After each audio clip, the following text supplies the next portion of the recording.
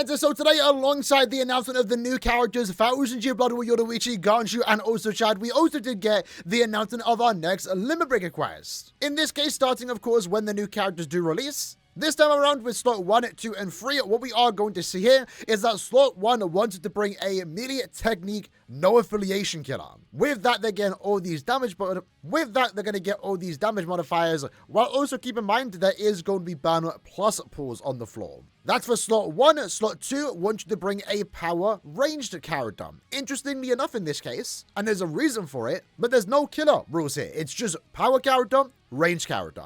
So hopefully that shouldn't be too hard to fulfill. And then slot 3, annoyingly enough, does actually have 2 rules here, but it is mind damage times 2 and also range damage times 1.5. So you want to bring a mind ranged character. So just right from the get-go, the character they want you to bring is the new, of course, Yoruichi in slot 1, Aizen, the renewed version in slot 2, and then also Byakuya's renewed version in slot number 3. I'm kind of excited to use Aizen again in Limit Breaker because he actually was a lot of fun. Both Aizen and Byakuya are really good units, and them being featured here in slot 2 and 3 does mean that finally they are going to return for the very first time outside, of course, summon tickets. That means they'll be here when this Limit Breaker quest is active around the next 2 or so weeks. In fact, we kind of already knew this with the guild quest schedule.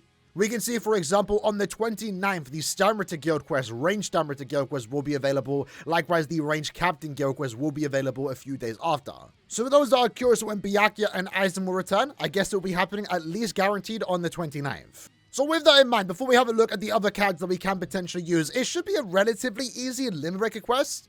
The last 2 Limit Breaker quests that we have gotten have kind of encouraged you summoning 2 new characters. That's because normally that happens during an anniversary or Burn the Witch, where you wanted both SP characters. Last month, for example, you wanted Noelle and Nini. In this case, the only new character they want you to technically use here is going to be Yoruichi. Slot 2 is for a rerun character, slot 3 is for another rerun, but they also should be easily replaceable to a certain extent, as slot 2 kind of just wants you to bring a power range character. There's no killer bonus here because Aizen can't get a killer bonus, he has Captain Killer. So first character that comes to mind right now before we even talk about the other characters that you can use is Jushiro, for example. He is a power range character. And then slot 3, I mean, every time they want you to bring a mind character, especially one with Quincy Killer, you can just bring Ishin to easily clear that quest. More so the characters that you are going to come across in slot 3, or you can bring the new 10th anniversary Ichigo because he is a mind range character. So what we can actually go ahead and do now is go to Urahara's shop because they actually break down the damage numbers of what we can see here for each individual slot, making it easier for us to compare units, which is what we usually do when we're talking about the best characters to bring. So what you're going to see here when it comes to slot number 1 is Yoruichi's damage output is going to be significantly higher. There is pretty much no other really good substitute here, and it mainly is due to the fact that we don't really have any melee technique no affiliation killers. I mean, if we head back to the game, right, technique, no affiliation, melee, the newest character that we have received is Macy. We'll talk about her in a sec, but other than that, we have a character that was a mid-month from 2022. We have a character from early 2022, maybe 2021, maybe 2023. I kind of forget all the years. The game's been out for so long now. It's hard to keep track of dates, but we don't really have like a powerhouse SP unit. I guess Gin would be decent, but who new is going to have Gin? He's not really been available in that many banners. I don't even have him, for example. So if you are trying to,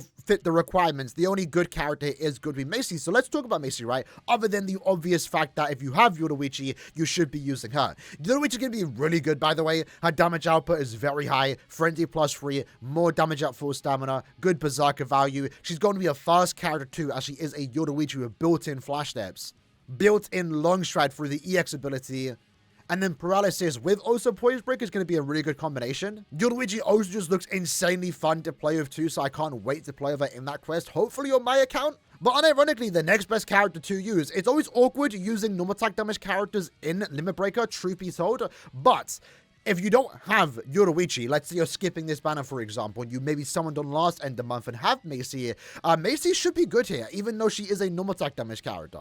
I mean, she is going to get all the damage multipliers here. She is a technique character. She does have killer effect, no affiliation killer plus in this case, and she's also immune to burn pulls, having that 200% resistance, for example. Her damage output's also very high, especially when the gauge does activate, where you pick up the additional Flurry +1, the additional 100% bruiser. But naturally, she has Flurry +1, 70% bruiser, more damage at full stamina. and also an increased stat augment chance to inflict lacerate and also drain. So that's kind of a cool combination. The awkward part would more so be the fact that the enemies have poise, but the lacerate is going to deal damage over time. Your normal attacks are going to be dealing damage, and maybe the only bad thing about this character would be the fact that she is going to be kind of open to attacks, since she is a melee normal attack damage character.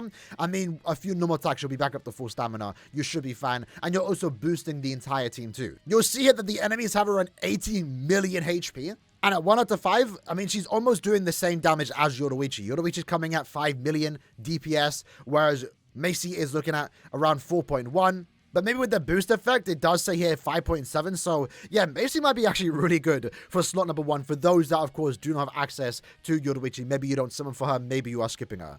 And of course, the more duplicates you get, the better. If we're looking at 5.5, we're looking at around 8-9 million damage of Yoruichi, and around 11 million damage apparently with Macy as a character when the gauge is activated. Of course, the problem with Macy is just going to be the range effect. Yoruichi, especially with the strong attack that she does have, is going to be speeding through her stages, whereas Macy won't be nearly as fast. Now, what you're going to see, regardless of the special move level, right? Your next best character in terms of DPS here is going to be Owetsu. And in this case, he is going to be relying on the melee damage bonus and also the fact that he does have no affiliation killer. So in this case, if you are someone that maybe has duplicates into Owetsu, I know I personally do, he should be a decent substitute to use. He won't be getting attribute advantage, but he's probably going to be the next best thing other than the most recent no affiliation killers, Macy and also Yoruichi. A character like, Shinji would also be decent, but the thing with Shinji is that he is a power character. The enemies are going to be speed, so that isn't going to be good or ideal in the case for Shinji. Whereas Owetsu, with the way his damage output does work, it's super consistent. He can't rely on stat augments that some characters can. Maybe a character is fortunate enough to inflict lacerate and also burn. That can carry them alongside the high damage output. In the case of Owetsu, he's strictly relying on his high damage output. The Frenzy +1, the 100% extra Berserker, on top of the fact that he has Frenzy +2, and then 140% more damage. Like, it's absolutely crazy. Owetsu's been an amazing character to use since his release at this point, a year ago, and surprisingly, he's still being used. I think Owetsu in slot number 1 should allow you to hopefully get to stage 20+. I doubt you're going to be able to break stage 25 with this character. Most of that's going to be for Macy and also Yoruichi. But again, if you want summoning on the new banner, you have to work with what you got, and Owetsu is probably going to be the next best thing for a lot of people. We, of course, after that, can have a look at just technique melee characters, maybe look at your next best thing.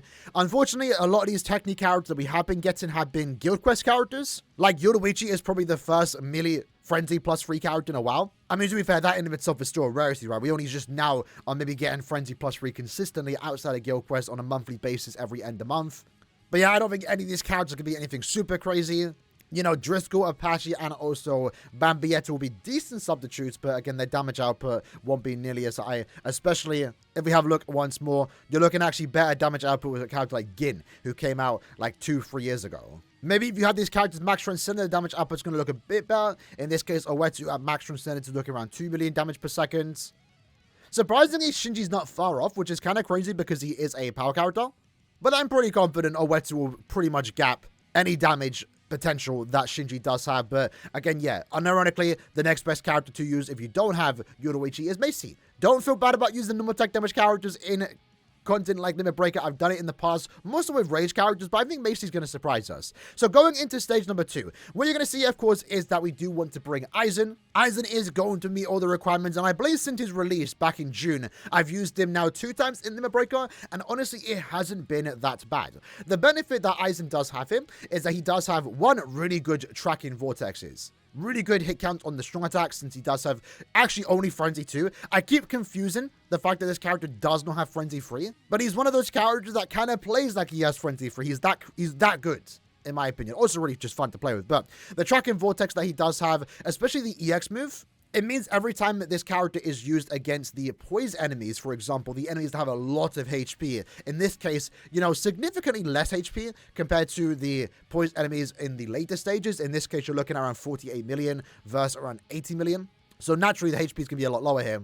But in this case, he is going to have killer advantage, so he's going to be constantly inflicting stat augments. But let's say, like I've used in the past, when we aren't up against enemies that are sorry, because we don't have our increased stat augment chance, the EX move alongside the SA2 is pretty much just guaranteed to inflict a stat augment The Dominate, keeping yourself protected, dealing damage over time as they deal damage to themselves, alongside the Drain, keeping yourself at full stamina, also dealing damage over time, alongside the damage that he's doing, which is naturally high.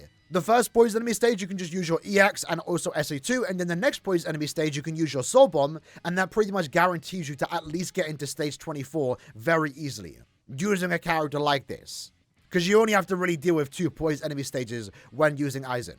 And that's at least enough to get you all the rewards and more potentially. But yeah, Aizen in general is going to be really good here, so I'm excited to finally use him again once more. This time in a position where he kind of wants to be used. The last 2 times that we have used Aizen in Limit Breaker, it hasn't been designed for him to a certain extent. But this one is strictly wanting to use Aizen, but because the damage multipliers are just power character and range character, we can have a look at our other characters here and see what we can potentially use. And in this case, I think Jushiro is going to be the next best thing. Or at least I'd like to say, because if we have a look at here, apparently Ichigo is dealing more damage when compared to a character like Jushiro. But I'm pretty sure Jushiro will be more consistent when compared to a character like, Rukia, for example. But remember, the thing that's great about Jushiro as a character, whenever you can throw him into your Limit Breaker team, is that he does make it super consistent. Super easy, as he does constantly inflict paralysis, but he also does have the team recharge ability, where every time you enter another stage, their strong attacks come back, allowing them to spam it even faster. Even though I have Aizen, and I probably will use Aizen, I might want to throw this character in slot 2 anyway, if I hypothetically pull Yoruichi, just to make Yoruichi more fun as a character, so she can spam all her strong attacks every time you move into another map. So in a way, that's the great part about Jushiro. Even if he might not clear his poison enemy stages the fastest, because they have a lot of HP, he is getting all the damage multipliers here, but he's also going to make those easy stages where you aren't up against poison enemies significantly faster, giving you added time for those poison enemy stages. So I would like to hope that everyone does have access to Jushiro, because he's definitely going to be the best character to use here if you do not own Aizen. But maybe you have Aizen. I know personally I was lucky enough to get him. Maybe you got him from summon tickets during the 10th anniversary.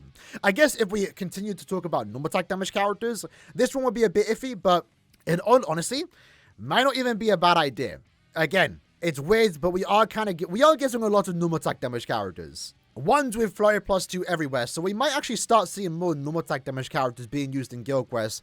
In the case for Ezno, he's not that, he's only Flurry +2 in Guild Quests, but he does have a boost, he does have the debuff, he does have an increased talisman chance against Soribas, and he is a power range character, so he's kind of in the same situation as Aizen, where sure, he doesn't have killer here, but he is going to have his increased talisman chance, he can inflict paralysis, he'll be constantly inflicting paralysis, keeping the enemies in place, allowing him to deal damage, and the boost and debuff will allow your team to clear faster too. Again, if we have a look at the damage output here, I mean, his damage output's not too far off when compared to Aizen, and again, the more duplicates you get, of course, the better.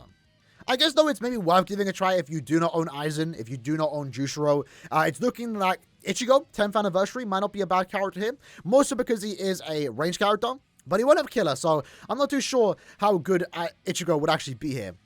I would more so say use him in slot number 3, because if we scroll down to slot number 3, this is where it looks a lot easier. So interestingly enough, this stage wants you to use Byakuya, but from the damage numbers here, at least just based on this website, we are looking at Ichigo is surprisingly going to hit harder, but maybe that shouldn't even be that much of a surprise. But yeah, Byakuya is pretty much in the same situation as Aizen. He doesn't have a PvE traditional killer, so he's never going to have killer advantage against the enemies, but he does have the increased talisman chance against Quincy's, and there are Quincy enemies in this particular quest. So when you have Frenzy +3, you have more damage at full stamina, you have a high berserker value, and also more damage to paralyzed enemies with an increased talisman chance to do so, and a spiritual pressure boost. Yeah, Byakuya is going to be a really good character for slot number 3. Would definitely recommend using it if you haven't gotten him, but of course, as always, if you do not have this character, most likely you do have access to Ichigo. He was a 10th anniversary character, right? This is what we were saving for. Ichigo won't have killer hit effect here, so that means he won't have his increased talisman chance, but he is a mind range character, and it's Ichigo. Pretty much one of the hardest hitting characters in the game, so definitely worth using him if you can. In a way, every time they want you to use Byakuya because he was wanting to be used in the past, and a character that I feel like I use every other month. I keep mentioning this character every time we talk about Limit Break. Isshin. Isshin might even be better than the other 2 characters we just spoke about because of how Isshin does work, right? Remember, his damage output ain't even that bad. He has Frenzy +2, he has Rampage, so the more kills he gets, the more damage he gets. He has a good, at least a decent Berserker at 50%, and he has the 120% spiritual pressure boost. But like always, Isshin's increased talisman chance is against any hard enemy, and the talismans that he can inflict is Burn and Lacerate. That is the dealing millions per tick against these enemies, making them super trivial. Very rarely are you ever in a particular stage with this character for longer than 30 seconds because he just clears super fast. He's the most consistent character just thanks to these stat elements. So plenty of options to use in slot number 3, the traditional, more flexible slot, and it really just is Byakuya, Ichigo, and also Isshin. But I think Isshin might unironically be the better and safest option to use, the most brain-dead option. Just go in, use your strong attacks, burn and lacerate. But I feel like it's worth mentioning just because they do mention it on the site. You can also get away using Renji. Renji is also a very similar character, right, where he can inflict lacerate and also burn. He's a ranged character. He doesn't have attribute advantage, but he is up against Quincy's, and he has an increased chance to inflict stat elements against Quincy. So, 4 really good characters, hype characters that you at least should have 1 copy of when it comes to slot number 3. I would say Renji's probably the worst, but I mean, even then, to be fair, looking at the damage numbers here, Renji is still dealing more damage than these other characters while not being a mind character, but again, also having that increased stat element chance to inflict burn and loss to lacerate. I'm not sure if this website considers that when it comes to the damage numbers here. Maybe it does, but yeah, very easy at stage number 3, and I guess it's maybe worth mentioning you also can use the new Kubo playable Aaroniero, but I wouldn't really use that. I don't mind using maybe this character, and also Macy, more so Macy because she gets all the damage modifiers there, so she is going to be dealing really good damage. Esnot's going to be a bit more safe since he's a ranged character that can paralyze. In the case of Aaroniero, if you were thinking about using a normal attack damage character, yeah, probably not, because she is a melee character. Sure, she can barrier, she can heal, she also has drain, it's not too bad. Yeah, I probably wouldn't. She's not a bad character, I actually think she's pretty decent, but yeah, I just probably wouldn't.